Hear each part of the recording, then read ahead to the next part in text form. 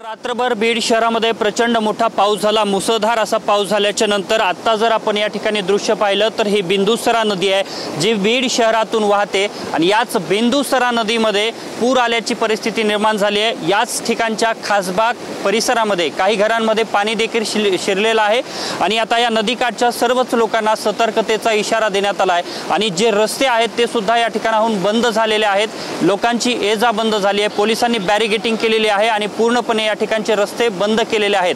दुसरीकडे बीड ग्रामीण पोलीस ठाण्यामध्ये देखील पाणी शिरलं आहे आणि एकूणच बीड शहरामध्ये किती प्रचंड मोठ्या प्रमाणात हा पाऊस पडला आणि बीड जिल्ह्यामध्ये सध्याची काय स्थिती आहे हे यावरूनच लक्षात येत आहे। यामुळे आता बीड जिल्ह्यातल्या सर्वच नागरिकांना सतर्कतेचा इशारा देण्यात आला आहे। मात्र या पावसामुळे पुन्हा एकदा शेतकऱ्यांची मोठी चिंता वाढली आहे।